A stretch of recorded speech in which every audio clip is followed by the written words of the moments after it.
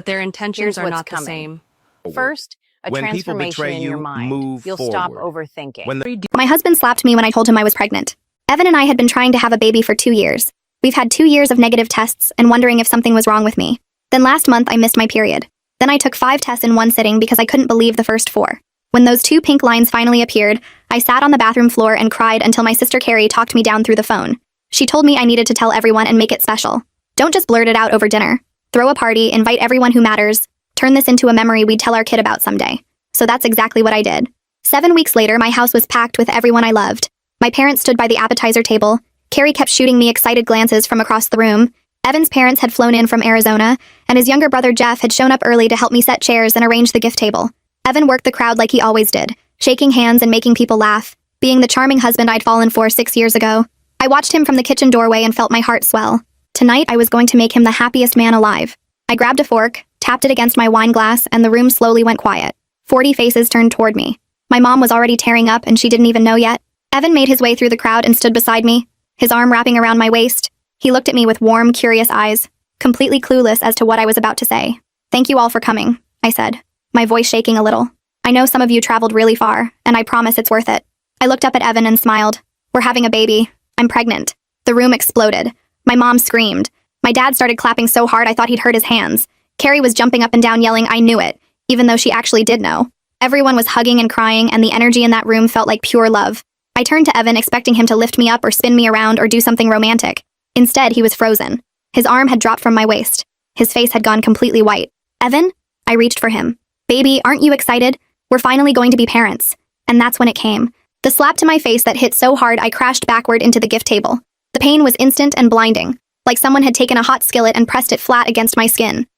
The music kept playing for 3 more seconds before someone killed it, and then there was nothing. Just silence. Just the ringing in my ear where his hand had landed. I looked up at my husband from the floor and didn't recognize the man standing over me. His face was twisted into something ugly, his chest heaving, his hands clenched into fists at his sides. "You cheating whore!" he yelled. "You really thought you could pass off someone else's baby as mine?" I couldn't speak. My cheek was on fire and my brain couldn't process what was happening. "Evan, what are you talking about?" I finally managed. "I've never cheated on you. I would never do that to you." He laughed and it sounded like something breaking. "Stop lying." He was screaming now, veins bulging in his neck, spit flying from his mouth.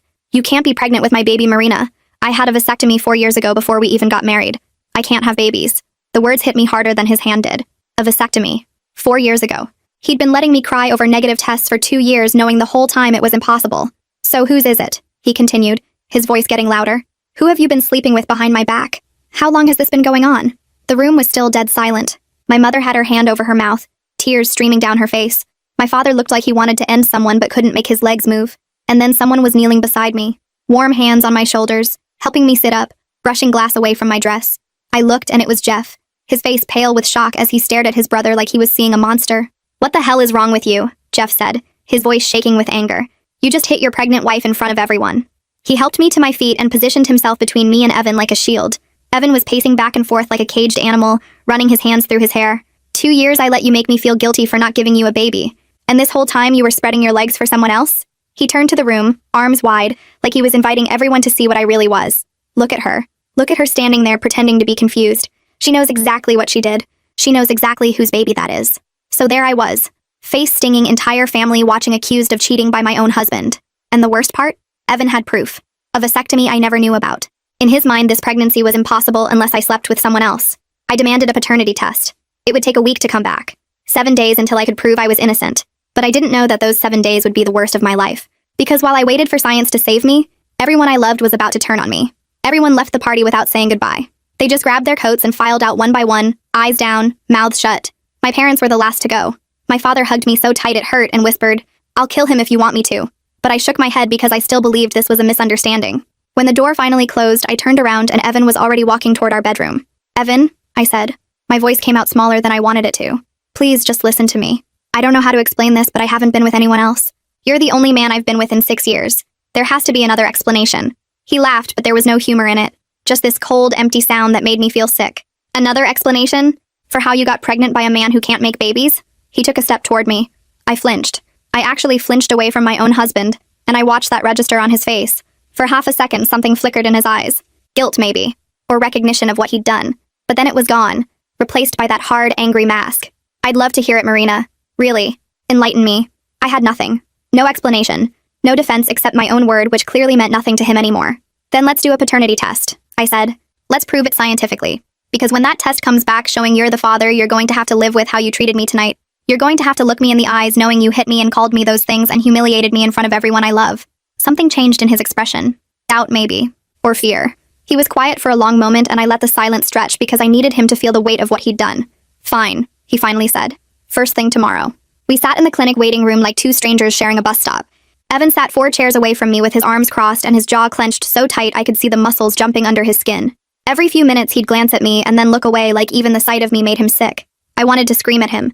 I wanted to grab his face and force him to look at me, really look at me, and see that I was telling the truth. But I just sat there with my hands folded in my lap, staring at the wall, trying not to cry in public. The nurse called my name first, and I went alone because Evan refused to be in the same room while they drew my blood. Afterwards, she told me I'd have to wait 7 to 10 business days. I sighed heavily. That meant 7 to 10 days of this hell. I nodded and thanked her and walked back to the waiting room on legs that didn't feel like mine. The texts from his family started on day 2. His mother went first. I always knew you were a whore. Now my whole family knows it too. His sister followed an hour later. You disgust me.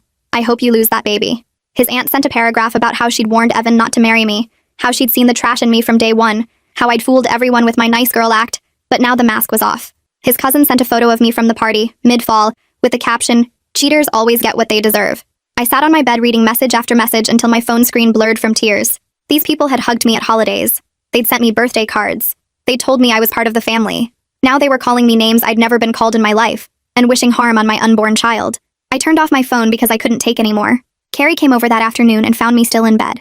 She climbed in next to me like we were kids again and held me while I cried.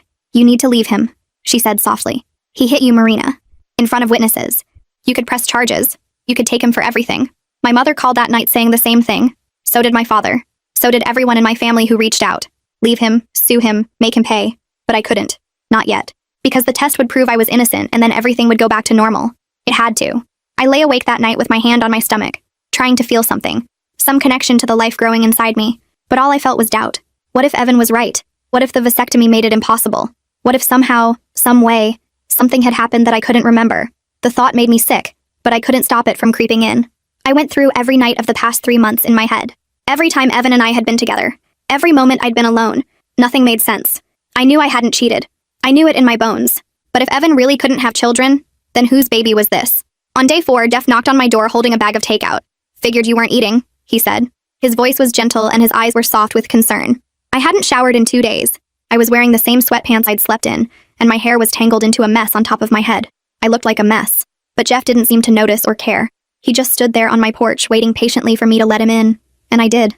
We sat at the kitchen table and Jeff unpacked containers of lo mein and fried rice and orange chicken. He didn't ask me what happened. He didn't ask me to explain myself or defend myself or prove anything. He just handed me a fork and said, "Eat something, please."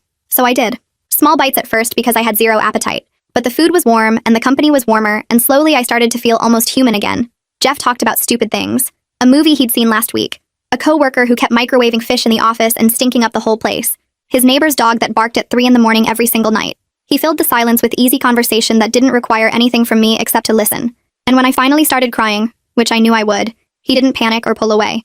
He just moved his chair closer and put his arm around my shoulders and let me fall apart. "I didn't do anything wrong," I said between sobs. "I know you probably think I did, but I swear, Jeff, I have never been with anyone except your brother. I don't know how this happened. I don't understand any of this." He rubbed slow circles on my back and shook his head.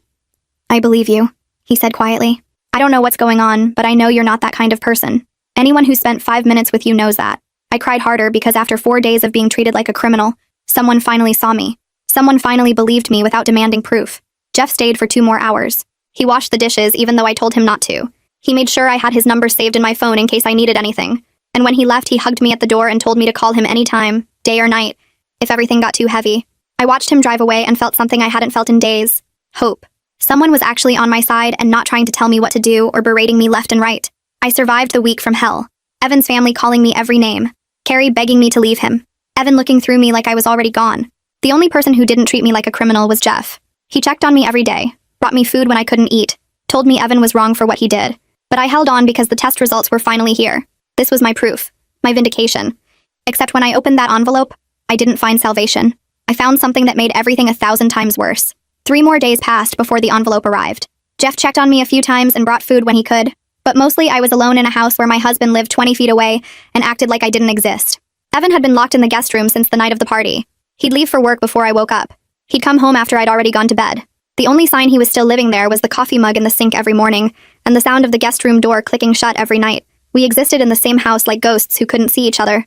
Sometimes I'd stand outside the guest room door with my hand raised, ready to knock, ready to try one more time, but I never did. What was the point? He'd made up his mind about me.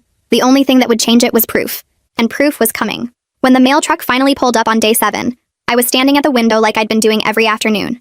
My heart jumped into my throat the second I saw the white envelope in the mailman's hand. Clinic logo in the corner. My name printed on the front. My entire future folded up inside a single piece of paper. I ran outside in my bare feet, not caring that the concrete was cold, not caring that I was still in my pajamas. I grabbed the envelope from his hands before he could put it in the box. He gave me a strange look, but I didn't care. I didn't care about anything except what was inside. I held it against my chest and felt my heart pounding so hard I could hear it in my ears. This was it. This was finally it. 7 days of hell were about to end. I was about to be vindicated. I called Jeff first. I don't know why. Maybe because he was the only person who'd believed me. Maybe because I needed someone in my corner when I finally proved the world wrong. He answered on the second ring. The results came, I said, and I could hear the hope in my own voice. They're here, Jeff. I'm holding them right now. He told me he'd be there in 10 minutes and to wait for him before I opened anything. I agreed because I wanted witnesses. I wanted everyone to see the moment I was proven innocent. Then I went to the guest room door and knocked. No answer. I knocked again, harder this time. Evan, I called through the door. The results are here. Come out. I want you to see this with your own eyes. I pressed my ear against the wood and heard movement inside. Footsteps. The creak of the bed. Then silence. I knocked a third time. I'm not going away. This affects both of us and you're going to be here when I open it. More silence. Then finally the lock clicked. The door swung open and Evan stood there looking at me with empty eyes. He'd lost weight in the past week. His face was pale and there were dark circles under his eyes like he hadn't been sleeping either. For half a second I felt sorry for him. Then I remembered the slap. I remembered the names he'd called me. I remembered the way he'd turned the whole room against me. The sympathy disappeared. He didn't say a word. He just walked past me toward the kitchen and sat down at the table with his arms crossed, waiting. I followed him and placed the envelope in the center of the table between us. Neither of us touched it. We just stared at it like it might explode. Jeff arrived 5 minutes later. I heard his car pull into the driveway and went to let him in. He looked nervous, which surprised me. His eyes kept darting to the envelope on the table and then back to my face. You okay? He asked quietly. I nodded because I was more than okay. I was ready. I was finally going to prove that I hadn't done anything wrong. He followed me into the kitchen and froze when he saw Evan sitting there. The two brothers looked at each other for a long moment. Something passed between them that I couldn't read. Then Jeff pulled out a chair and sat down, positioning himself closer to me than to Evan. You haven't opened it yet, Jeff said, stating the obvious. I shook my head. I wanted witnesses. I wanted both of you to watch me open it so no one can say I tampered with anything, so no one can claim I switched the results or forged something or whatever other accusation might come next. I looked directly at Evan when I said that last part. He didn't react, just sat there with his arms crossed and his jaw tight, staring at the envelope like he was trying to set it on fire with his eyes. Jeff reached across the table and put his hand over mine. His palm was warm against my cold fingers. Whatever happens, he said softly, I'm here, okay? No matter what that paper says, I'm not going anywhere.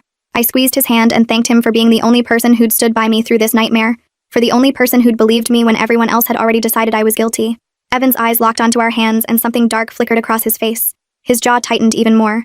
His nostrils flared. Seriously? He laughed, but there was no humor in it. Just ice. I'm sitting right here and you're holding hands with my brother? Should I even bother reading those results or do I already have my answer? I pulled my hand away from Jeff's and stood up so fast my chair scraped against the floor. The sound was loud in the quiet kitchen. Don't you dare, I said, and my voice came out stronger than I expected. Don't you dare twist this into something it's not. Your brother is the only person who's been kind to me while you've been treating me like garbage. He's been bringing me food because I can't eat. He's been checking on me because you won't even look at me. So don't you stand there and act like I'm doing something wrong by accepting basic human kindness from the only person who's offered it. Evan rolled his eyes. Just open the envelope, Marina. I don't have all day to listen to your excuses. I took a deep breath and picked up the envelope. It felt heavier than it should, like the weight of my entire marriage was pressed into that single piece of paper. I looked at Evan and felt something surge in my chest. Confidence. Certainty. I knew I hadn't cheated. I knew I hadn't been with anyone else. Whatever was in this envelope was going to prove it. And then he was going to have to look me in the eyes and apologize for everything he'd put me through. I held onto that image as I slid my finger under the seal. The sound of the paper tearing was impossibly loud.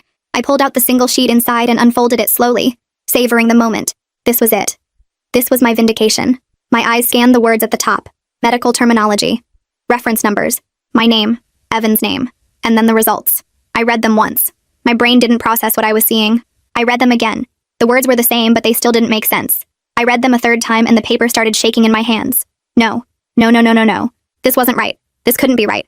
There had to be a mistake. A typo. A mix-up at the lab. Something. Anything. Because what I was reading was impossible. What does it say? Evan demanded. His voice cut through the fog in my brain. Read it out loud. I want to hear you say it. I opened my mouth, but nothing came out. My throat had closed up. My lungs had stopped working. The room was tilting sideways, and I had to grab the edge of the table to keep from falling over. Marina, Jeff said, and his voice sounded like it was coming from underwater. Far away. Muffled. What does it say? I looked up at my husband. At the man I'd loved for 6 years. At the man I'd built a life with. at the man who was waiting for me to confirm everything he already believed about me. Tears were streaming down my face and I couldn't stop them. It says you're not the father. The words hung in the air between us. Heavy, final, devastating. Evan's expression didn't change, not even a flicker of surprise. He just sat there with his arms crossed like he'd been expecting this all along, like he'd known from the beginning that I was exactly what he accused me of being. And there it is, he said slowly. His voice was calm now, almost peaceful, like a storm that had finally passed. The proof. You've been cheating on me this whole time and now you can't hide it anymore. He stood up slowly and put both hands on the table, leaning toward me until I could see every line of anger on his face. So who is it? Huh? Who's the lucky guy? Someone from work? Some random guy you met at a bar? An ex-boyfriend you never really got over? He was getting louder with each question. Tell me, Marina. I deserve to know whose baby you're carrying in my house. Whose baby you tried to trick me into raising as my own. I don't know. I sobbed. The words came out broken and desperate. I don't understand. I haven't been with anyone else, Evan. I swear on my life I haven't been with anyone else. There has to be a mistake. The lab made an error. We need to take another test. We need to... He slammed his fist on the table so hard the envelope jumped and my whole body flinched. The test isn't wrong. He was screaming now, full volume, veins bulging in his neck just like the night of the party. Science doesn't lie, Marina. DNA doesn't lie. The only liar in this room is you. He pointed his finger in my face and I could see his hand shaking with rage. You've been lying to me for months, maybe years, and now you're standing there crying like you're the victim? Like I'm the bad guy for being angry that my wife got pregnant by another man? I didn't do this, I screamed back at him. Something inside me broke. All the fear and confusion and desperation came pouring out as rage. I don't know how this happened, but I didn't do this. I have never been with anyone except you. Not once in 6 years. I don't understand what's happening, but I know I didn't cheat. You have to believe me, Evan. Please.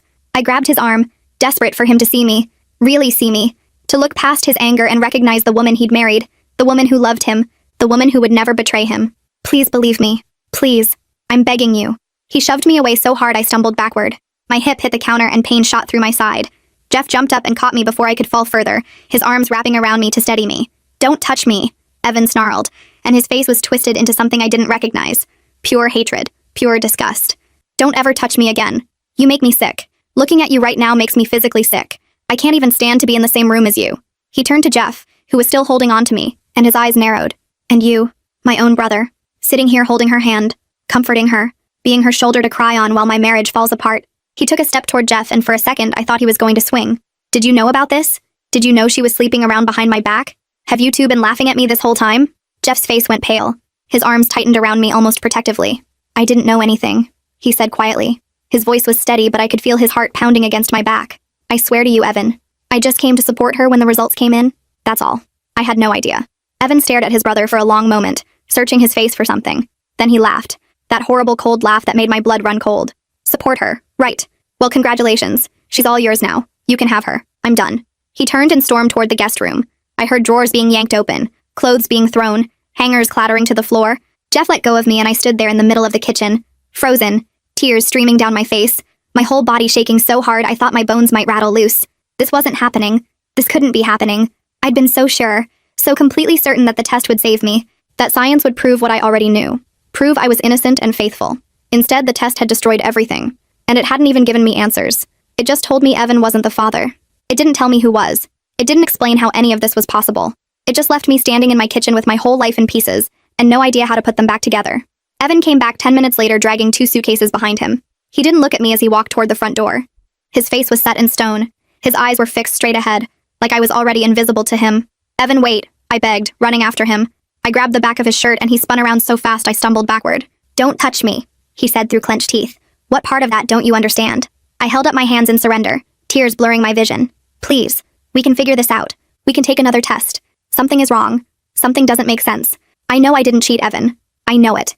There has to be an explanation. He stared at me for a long moment, and for just a second, I saw something flicker in his eyes. Doubt maybe, or sadness, or the ghost of the man he used to be. Then it was gone, replaced by that cold, hard mask. The only thing that doesn't make sense is how I didn't see what you really were sooner. My mother was right about you. My whole family was right about you. I should have listened to them from the beginning. He picked up his suitcases and opened the front door. I'm staying with Felix until I figure out what to do about the house. Don't call me. Don't text me. Don't try to contact me at all. As far as I'm concerned, you don't exist anymore. The door slammed behind him so hard the pictures on the wall rattled. Then his car started.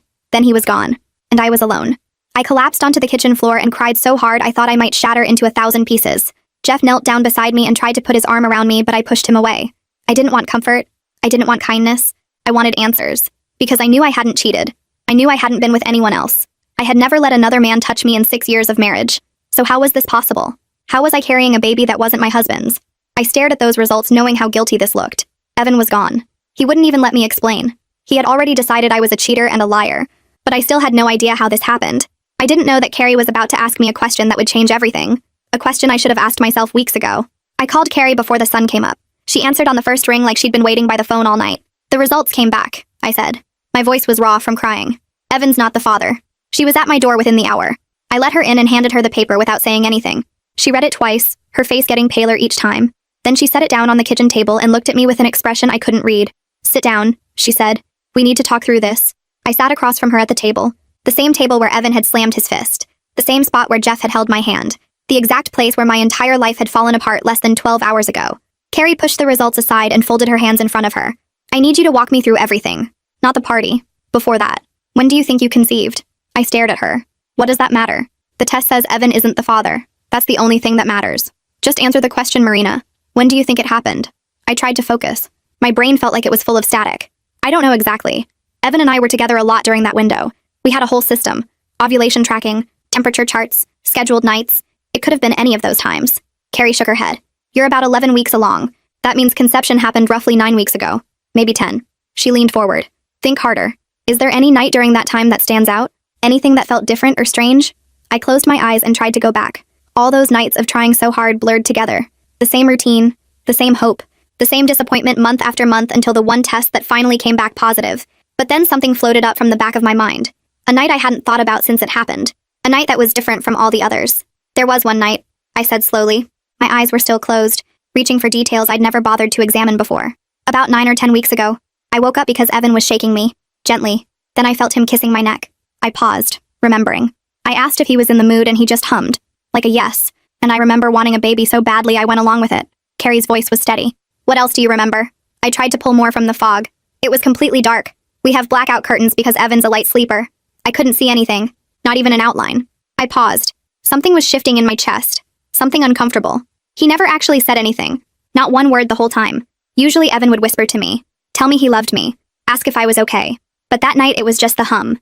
And when it was over, he just rolled away and went to sleep. Or I thought he did. I was so tired I passed out again right after. Carrie was quiet for a long moment. I opened my eyes and found her staring at me with an expression that made me dizzy. When she spoke again, her voice was careful, gentle, like she was trying not to break something fragile. Marina, I need you to really think about what I'm about to ask you. I felt my whole body tense. Okay. She reached across the table and took my hands. Her fingers were cold. That night. The darkness. The silence. The way he didn't speak. Just hummed. She squeezed my hands. Are you absolutely certain it was Evan? I yanked my hands back like she'd burned me. What kind of question is that? Of course it was Evan. I was in my own bed. In my own house. Who else would it have been? But even as the words came out, something cold started crawling up my spine. Carrie didn't look away. You said it was pitch black. You said he never spoke. Not one word. Just a hum that could have come from anyone. She paused. How do you know it was him? Because it had to be him, I said. But my voice was shaking. He was there when I woke up in the morning. Nobody else could have gotten into our house. What you're suggesting is insane, Carrie. Completely insane. Carrie's face was pale, but her voice stayed steady. I'm not suggesting anything. I'm asking you to consider something. A possibility that would explain why you're pregnant with a baby that isn't Evan's even though you swear you never cheated. I stood up so fast my chair crashed backward onto the floor. I needed to move. I needed to get away from this conversation. I needed my sister to stop saying things that were making the walls close in around me. No, I said. I was backing away from the table. That's not possible. I would have known. I would have felt that something was wrong. I would have, but would I have? The room was completely dark. Not a single word was spoken. Just that one low hum. His hands didn't touch me the way Evans usually did. Rougher. More urgent. Less careful with me. I had told myself it was because he was half asleep. Exhaustion made people different. Sometimes intimacy didn't have to be gentle to still be love. What if it wasn't love at all? What if it wasn't Evan? Oh God, I whispered. My back hit the kitchen counter and I grabbed it to keep myself upright. Carrie. Oh my God. She was out of her chair instantly, crossing the room to catch me as my legs gave out. Her arms wrapped around me and held me up while my whole body started to shake. Breathe, she said into my hair. Just breathe. We don't know anything for sure yet. This is just a possibility. We need to think about this clearly. But I couldn't think clearly. I couldn't think at all. If Carrie was right, then an intruder had come into my home while I was sleeping. A stranger had climbed into my bed in the dark. My body had been used while I thought it was my husband. And I had gone along with it eagerly, wanting a baby so badly that I never questioned the silence. Never wondered why the darkness felt different. Never stopped to make sure the man touching me was actually my husband. Who? I choked out. The word barely made it past my throat. Who would do something like that? Who has access to our house in the middle of the night? Carrie went very still. Her arms tightened around me. And then she said something that made my blood turn to ice. Who has a key to your house, Marina? The answer hit me like a truck. The only person who had one was Jeff. Jeff had a key. Evan gave him one 2 years ago when we went on vacation and needed someone to water the plants. We never asked for it back. My mind started racing through everything from the past week. His kindness when everyone else turned on me. His certainty that I hadn't cheated. Showing up at my door without being called. Sitting too close on the couch. Touching my knee. Telling me maybe my marriage falling apart was for the best. Being there when I opened the results. Holding my hand while I read the words that destroyed my life. No, I said. But even as I said it, pieces were clicking into place. Horrible pieces. Pieces I didn't want to see. Not Jeff. He wouldn't. He's Evan's brother. He's been helping me. He's been... I trailed off. Helpful. Attentive. Always there. Never surprised by anything that happened. Like he already knew how it would end. Carrie pulled back and looked me in the eyes. We need to find out for sure. Another test. One that compares your baby's DNA to Jeff's. My hands were shaking so hard I could barely stand. And if it's him? If the test comes back positive? What do I do then, Carrie? What do I do if Evan's own brother did this to me? It wasn't Evan that night. The realization hit me so hard I couldn't breathe. Someone came into my bedroom in the dark, got into my bed, and I never knew. I thought I was trying to make a baby with my husband. I was being used by Jeff. Every visit, every kind word, every time he told me Evan didn't deserve me. He knew. He knew the whole time. Now I had to make Evan believe me. He wouldn't answer his phone. He thought I was still the villain, but I knew where he was staying, and I wasn't going to let him hide from the truth anymore. Carrie didn't have an answer. Neither did I. But I knew one thing for certain. Evan needed to hear this. He needed to know what his brother might have done. I grabbed my phone and called him. Straight to voicemail. I called again. Same thing. 5 more times I tried. Each call going nowhere. Each ring making me more desperate. He'd blocked me. Or he was ignoring me. Either way, I wasn't getting through. He's staying with Felix, I told Carrie. I know where that is. I'm going over there. She tried to stop me. Told me I should wait until I had proof. Told me showing up hysterical with accusations against his brother would only make things worse. But I couldn't wait. Every second that passed was another second Evan believed I had betrayed him. Another second Jeff got away with what he did. I grabbed my keys and ran to my car before Carrie could say anything else.